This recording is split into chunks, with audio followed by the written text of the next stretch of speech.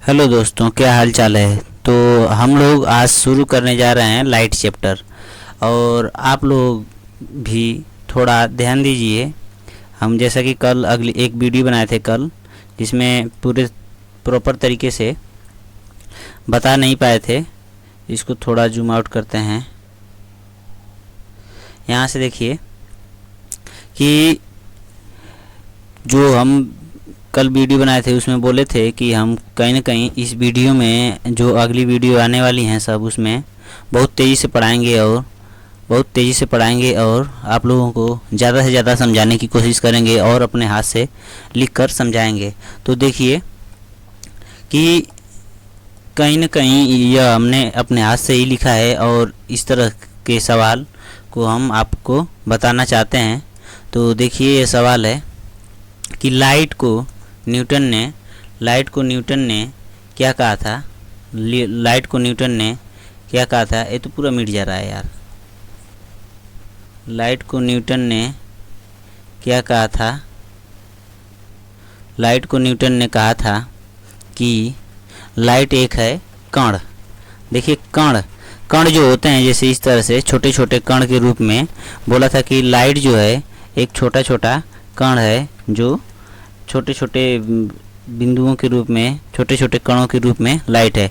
Huygens ने बताया था, हाइगेंस एक ऐसे वैज्ञानिक थे जिन्होंने बताया था कि लाइट जो है, यानी प्रकाश जो है, प्रकाश जो है एक तरंग है। क्या है? तरंग है। प्रकाश क्या है? तरंग है। प्रकाश तरंग है। तो याद रखिएगा हाइगेंस और न्यूटन को, कि न्यूटन ने कहा था कि लाइट जो है कण है और हाइगेंस ने कहा था कि लाइट जो है तरंग है। इसी तरह से लाइट को आइंस्टीन ने सन 1905 ईस्वी में साबित किया, हर्ट्ज की थ्योरी के सहारा से, थ्योरी का सहारा लेकर। तो जो थ्योरी थी वह थी हर्ट्ज जो थे, हर्ट्ज की जो थ्योरी थी, जिसका सहारा लेकर आइंस्टीन ने बताया था। आइंस्टीन ने हर्ट्ज की थ्योरी का सहारा लेकर बताया था कि जो ये थ्योरी थी, हर्ट्ज ने जो थ्योरी दी थी, वह थ्योरी थी प्रकाश विद्युत प्रभाव। इसमें कहा गया था कि हम लोग प्रकाश से विद्युत को बना सकते हैं। यानी कोई लाइट ऐसे आती है तो ये कोई ऐसी मशीन बनाए थे हर्ट्ज, जिससे प्रकाश को हम लोग विद्युत में बदल सकते थे। किस में बदल सकते थे? विद्युत में बदल सकते थे। प्रकाश को विद्युत में बदल सकते थे। तो इसी का सहारा लेकर आइंस्टीन ने बताया कि लाइट जो है एक कण है। लाइट जो है एक कण है, यानी प्रकाश जो है कण है। और सन 1921 में इसलिए इनको नोबेल पुरस्कार दिया गया था, यानी नोबेल पुरस्कार मिला था। प्रकाश को व्यतिकरण के सिद्धांत से यंग नाम के एक वैज्ञानिक थे, जिन्होंने क्या कहा कि प्रकाश एक तरंग है। इसको साबित किया था इन्होंने।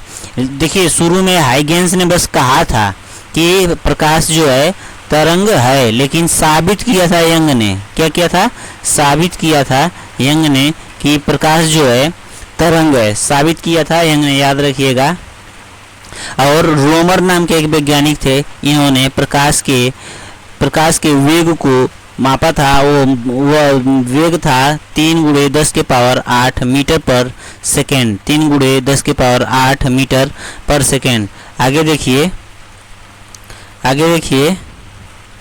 यहाँ से नीचे करते हैं। देखिए, प्रकाश में ही आता है पारदर्शी और अपारदर्शी और अर्धपारदर्शी। देखिए, हम इसको चित्र के माध्यम से समझाने का कोशिश करते हैं। तो पारदर्शी क्या होता है? जिसमें प्रकाश पूरी तरह, देखिए, पूरा पार कर जाए, उसको पारदर्शी बोलते हैं, यानी ट्रांसपेरेंट। यानी जिसमें पूरा छेद कर प्रकाश आर पार हो जाता है, उसको हम लोग ट्रांसपेरेंट यानी पारदर्शी बोलते हैं। अपारदर्शी क्या होता है? जिसमें प्रकाश की एक भी किरण पार न हो, उसको हम लोग ट्रांसलूसेंट या अपारदर्शी कहते हैं। जिसमें पूरा रुक जाता है, प्रकाश रुक जाता है, और उसको हम लोग अपारदर्शी करते हैं। इसको आर पार नहीं कर पाता है। ओपैक यानी अर्धपारदर्शी, जिसमें कुछ पार होता है, कुछ रुक जाता है। प्रकाश की कुछ किरणें कुछ रुक जाती हैं, कुछ पार हो जाती हैं, तो हम लोग इसको ओपेक यानी अर्धपारदर्शी कहते हैं। जैसे हम लोग समझते हैं कि एक कागज को तेल में भिगा देते हैं। मान लीजिए कि एक कागज लिए और उसको हम लोग उस पर से इस पर तेल गिरा दिए तो ये पूरा भीग जाता है। भीगने के बाद हम लोग जब इसमें से टार्च बारेंगे तो प्रकाश की किरण जो है, टार्च को जलाएंगे तो प्रकाश की जो किरण है कुछ कुछ आर पार हो जाती हैं, कुछ कुछ आर पार नहीं होती हैं। इसको हम लोग बोलते हैं अर्धपारदर्शी। आगे देखते हैं, आगे देखते हैं, आगे यहाँ से प्रकाश की किरण और आपतित किरण और परावर्तित किरण क्या होती है। तो देखिए कि जब हम लोग एक समतल दर्पण लेते हैं, जब हम लोग एक समतल दर्पण लेते हैं, समतल दर्पण लेते हैं तो यहाँ से मान लीजिए कि एक समतल दर्पण है, इसको हम लोग लिए और आपतित किरण, कोई किरण यहाँ से आ रही है, मान लीजिए कि ये आ रही है कोई किरण आ रही है, तो उसको आने वाली जो किरण है उसको हम लोग बोलेंगे आपतित किरण। कौन चीज़? जो आने वाली किरण है, आने वाली किरण को हम लोग बोलेंगे आपतित, आने वाली किरण को बोलेंगे आने वाली किरण, आने वाली किरण को हम लोग बोलेंगे आपतित किरण। और जो जाने वाली किरण होती है, जाने वाली जो किरण होती है उसको हम लोग बोलेंगे परावर्तित किरण। तो देखिए इन दोनों के बीच एक अभिलंब होता है। अभिलंब क्या होता है कि इन दोनों को एक बराबर में बांट देता है और जो कोण बनते हैं उसको हम लोग बोलते हैं आपतित कोण। आने वाली किरण से जो कोण बनेगा अभिलंब पर उसको हम लोग बोलेंगे आपतित कोण, और जो कोण जाने वाली किरण से परावर्तन होकर, परावर्तन के बाद जो किरण जाती है इस पर जो ये वाली जो किरण है, ये वाली जो किरण है इधर जो जाती है, इससे जो अभिलंब पर जो कोण बनता है इसको हम लोग बोलते हैं परावर्तन कोण, यानी आर से प्रदर्शित करते हैं। एक नियम होता है स्नेल का नियम, स्नेल के नियम के अनुसार n बराबर होता है साइन आई बटे साइन आर। यह स्नेल के नियम के अनुसार दोनों कोण एक नियतांक होते हैं। आगे देखिए कि परावर्तन के कुछ नियम है, परावर्तन के कुछ नियम है जैसे प्रकाश का लौटना परावर्तन कहलाता है। और ये परावर्तन के नियम में आता है कि परावर्तन कोण, परावर्तित कोण आपतन कोण और परावर्तित कोण, आपतन कोण और परावर्तन कोण दोनों बराबर होते हैं। आपतन कोण, परावर्तित कोण, अभिलंब तीनों एक ही तल पर होते हैं। यह नियम होता है कि मतलब कोई भी कोण, जैसे मान लीजिए कि एक आने वाली किरण है, एक जाने वाली किरण है, यहाँ से कोई किरण आ रही है इधर से और इसके बीच जो अभिलंब डाला गया है तो ये वाला कोण, ये मान लीजिए x, ये मान लीजिए y, एक्स वाई जो कोण दोनों होंगे वो दोनों कोण बराबर होंगे। और यहाँ से जो किरण आएगी और जो जाएगी किरण दोनों अभिलंब से समान कोण बनाएगी। तो और तीनों एक ही तल पर। यहाँ पे देखिए कि जब हम लोग इसको देखते हैं, यहाँ से देखते हैं कि यहाँ से एक सेकेंड, यहाँ से इस तरह से इसको जब आपतित किरण ऐसे आती है और परावर्तित होकर जाती है तो यहाँ पर जो अभिलंब बनता है यह तीनों कहीं न कहीं एक ही तल पर बनता है। यही एक नियम होता है कि आपतित कोण और परावर्तित कोण तथा अभिलंब तीनों एक ही तल पर होते हैं। तीनों देखिए यहाँ पर एक पॉइंट पर हैं और यह हमेशा ही यही होता है। देखिए एक दर्पण है इसमें जिसका नाम है ए और सी, ए से ए और सी, और एक दर्पण है ए और बी, दोनों इस तरह से इस एंगल पर 90 डिग्री पर रखा गया है। तो देखिए इस वाली किरण को बोलेंगे आपतित किरण, आपतित किरण, आपतित किरण, किरण। तो और ये परावर्तित किरण, परावर्तित किरण, परावर्तित किरण, परावर्तित किरण, किरण, परावर्तित किरण। देखिए दोनों इधर से मान लीजिए कि 30 डिग्री पर आ रहा है, 30 डिग्री पर आ रहा है और फिर ये तो यहाँ से जाएगा भी, यहाँ से ये मान लीजिए कि ये विलंब है, यहाँ से 30 डिग्री यहाँ से, तो ये वाला ये विलंब बन जाएगा 60 डिग्री का, ताकि ये दोनों 90 डिग्री हो जाएंगे। और फिर उसके बाद यहाँ से ये 60 डिग्री और यहाँ से फिर ये 30 डिग्री, फिर यहाँ पर टकराएगा और यहाँ पर भी 30 डिग्री और यहाँ पर भी 30 डिग्री। यहाँ पर देखिए कोण के त्रिभुज का मान जो है यहाँ पे इसका 60 हो जाएगा, ये वाला क्या होगा 60 हो जाएगा। और यहाँ पे फिर यह क्या होगा, इस ये भी यहाँ से ऐसे जो होगा, यहाँ से अविलंब जो डलेगा यहाँ से इसको बोलेंगे तो ये वाला 30 हो जाएगा और दूसरा का वाला यहाँ पे 30 हो जाएगा और ये वाला 60 हो जाएगा। तो इस तरह से त्रिभुज के नियमों का पूरा पालन भी हो जाएगा और जो आपतित किरण है और परावर्तित किरण है दोनों इस तरह से मुड़ जाएंगी। देखिए यहाँ से आएगी 30 डिग्री पे मान लीजिए आ रही है, तो अविलंब ये वाला अविलंब है, ये वाला जो हम बना रहे हैं हरा कलर से, तो हरा कलर से ये मान लीजिए कि ये वाला लाल कलर से बना है, ये अविलंब है, ये वाला भी अविलंब है। देखिए अविलंब पर ऐसे आपतित किरण ये 30 डिग्री पर दर्पण से 30 डिग्री का कोण बना रही है और तो अविलंब से यहाँ से इसका जो एंगल होगा, यहाँ से इसका जो एंगल होगा इसका ये वाला 60 होगा। और फिर इसके बाद परावर्तन के बाद जो कोण बनेगा इस थ्योरी के अनुसार कि तीनों कोण जो आपतन कोण और परावर्तन कोण दोनों बराबर होते हैं, तो इस थ्योरी के अनुसार दोनों बराबर होंगे तो ये भी 60 हो जाएगा और ये भी 60 हो जाएगा।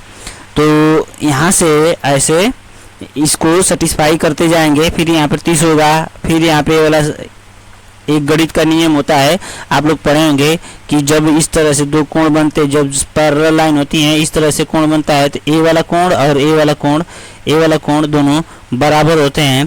तो देखिए यहाँ पे ए वाला कोण और ए वाला कोण बराबर हो जाएंगे, अंदर का अंदर से बराबर होता है, बाहर का बाहर से बराबर होता है। इस तरह से गणित में एक थ्योरी होती है, गणित की त्रिभुज में मतलब लाइन में पढ़ाया जाता है।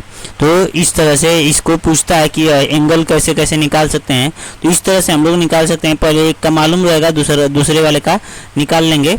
और देखिए फिर आगे देखिए क्या होता है, आगे देखिए यहाँ से समतल दर्पण के बारे में पढ़ेंगे। समतल दर्पण क्या होता है, समतल दर्पण पर जो प्रतिबिंब बनता है काल्पनिक बनेगा और हमेशा काल्पनिक बनेगा और सीधा बनेगा और पार्श्व उल्टा बनेगा। देखिए अगर समतल दर्पण है तो अगर काल्पनिक बन रहा है, कोई भी फिगर काल्पनिक बन रहा है, काल्पनिक बन रहा है तो हमेशा क्या बनेगा, सीधा ही बनेगा। क्या बनेगा, हमेशा सीधा ही बनेगा। देखिए कल्पनाएं जो होती हैं हमेशा सीधा होती हैं, क्योंकि कोई भी हम कल्पना उल्टी नहीं कर सकते हैं। जैसे हम ये नहीं सोच सकते हैं कि हम चोर बनेंगे, हम हमेशा सोचते हैं कि हम राजा बनेंगे या हम कहीं मंत्री बनेंगे या कहीं हम हमेशा पॉजिटिव सोच रखते हैं। तो देखिए जब भी कहीं कल्पना हो तो चित्र जो है सीधा बनेगा, ये याद रखिएगा। एक ट्रिक है कि जब भी कहीं कल्पना होती है तो चित्र जो है हमेशा सीधा बनेगा। ये पॉजिटिव, जब आप कोई भी कल्पना सोचते हैं या कोई भी चीज़ करते हैं तो हमेशा पॉजिटिव ही सोचते हैं। आगे देखिए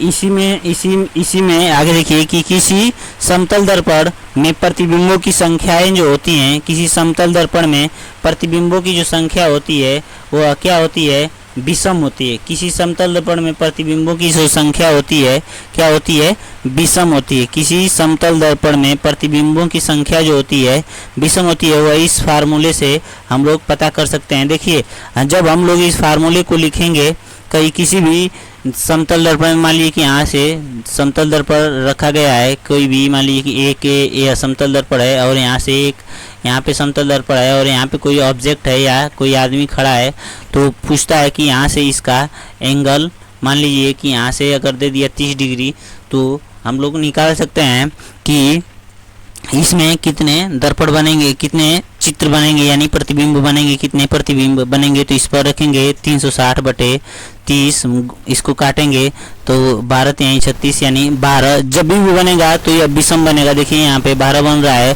तो हम लोग इस वाले फार्मूले का यूज करेंगे।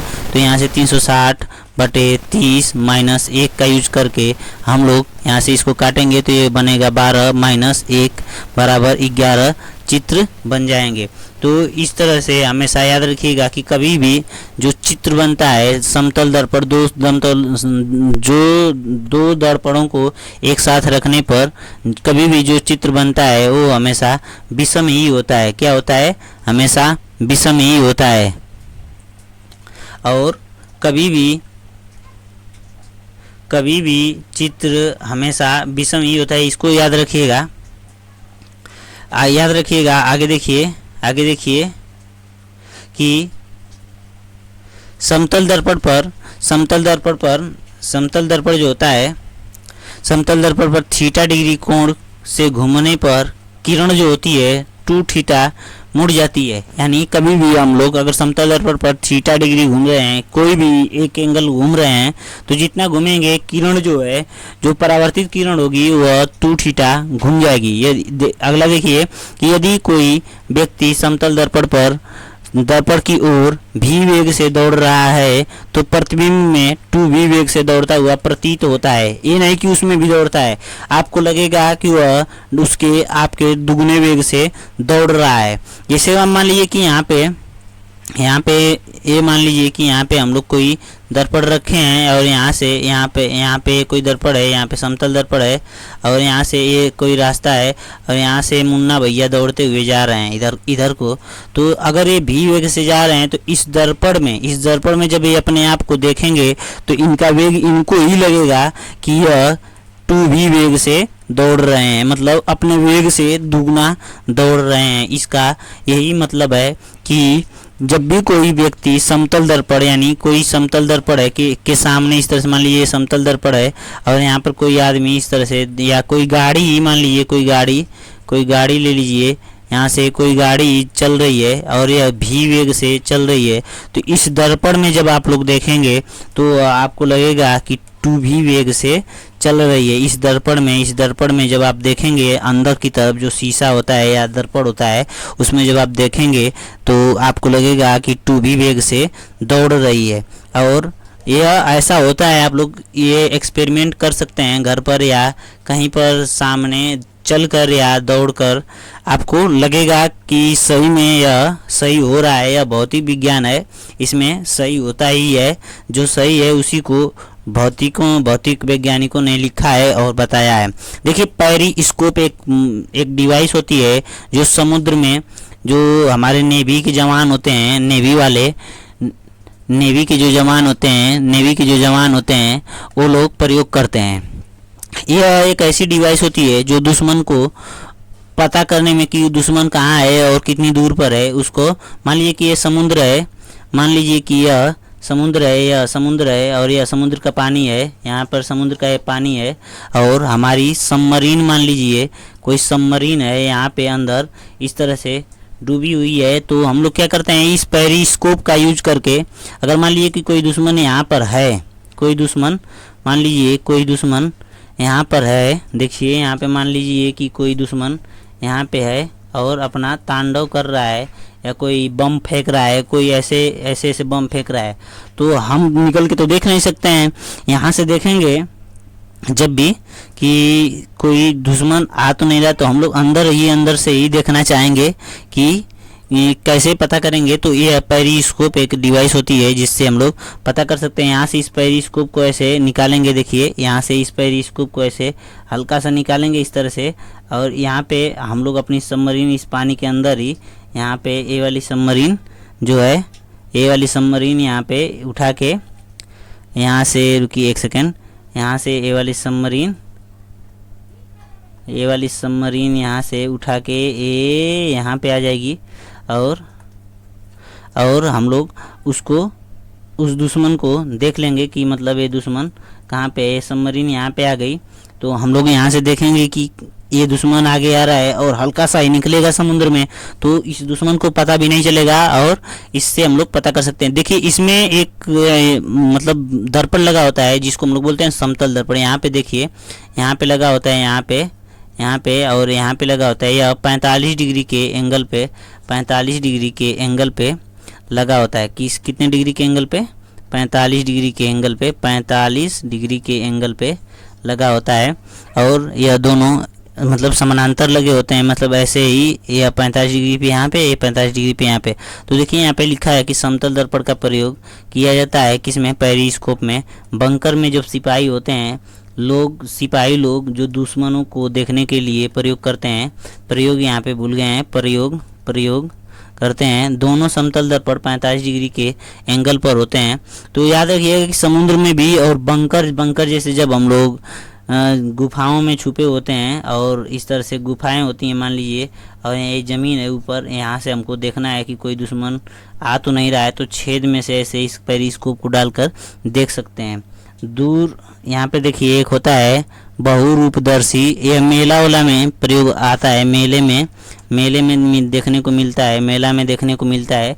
इसमें बहुत से रंग बिरंगे चित्र दिखाई देते हैं, तो इसमें भी समतल दर्पण का ही प्रयोग होता है। एक देखिए कि समतल दर्पण का एक सवाल आता है, ऐसे समतल दर्पण का एक सवाल आता है इस तरह से कि यहाँ पे एक समतल दर्पण खड़ा कर देगा और यहाँ पे कोई व्यक्ति प्रारंभिक स्थिति में खड़ा है, तो प्रारंभिक स्थिति में इसका प्रतिबिंब जब बनेगा तो यहाँ से 25 सेंटीमीटर की दूरी पर बनेगा, 25 सेंटीमीटर की दूरी पर बनेगा।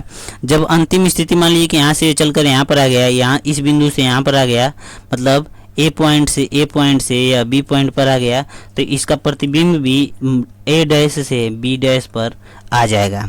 तो देखिए कि जब यह 15 इधर घसक रहा है तो ये भी 15 इधर घसक रहा है, 10 सेंटीमीटर ये भी दूर हो रहा है तो 10 सेंटीमीटर ये भी दूर है। यानी यह नियम सिद्ध होता है कि जब जितना ही दूर प्रतिबिंब, जितना दूर वस्तु रहेगी उतना ही दूर प्रतिबिंब बनेगा। तो यह ये वाला चीज़, इस फिगर को आप लोग याद रखिएगा कि प्रतिबिंब कैसे और कब बनता है।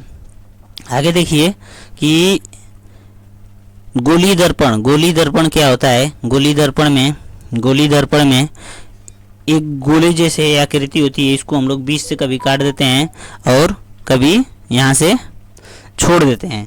यहाँ से देखिए इसकी कभी ऊपर वाली परत को रंग देते हैं, कभी नीचे वाली परत को रंग देते हैं। तो जब इसके ऊपर वाली परत को रंगते हैं तो इसको हम लोग बोलते हैं अवतल दर्पण। क्या बोलते हैं? अवतल दर्पण। और जब इसके नीचे वाली सतह को रंगते हैं तो हम लोग बोलते हैं उत्तल दर्पण। क्या बोलते हैं? उत्तल दर्पण।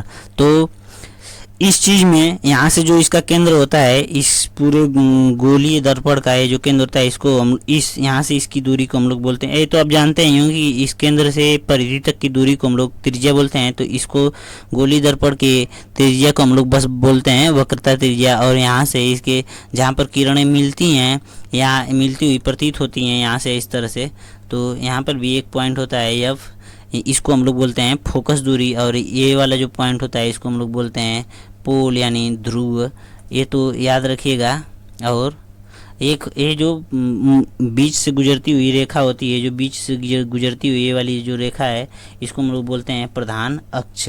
तो आगे देखिए दोस्तों कि आगे मैं यही चाहूँगा कि आप लोग इस चैनल को सब्सक्राइब ज़रूर कीजिए और वीडियो को लाइक करके अपने दोस्तों को सेंड ज़रूर कीजिए। और ये भी बताइए कि यह क्लास बहुत फ़ायदेमंद है। मैं अभी शुरुआत कर रहा हूँ और ऐसे ही चलती रहेगी क्लास। तो धन्यवाद क्लास देखने के लिए। जय हिंद, जय भारत।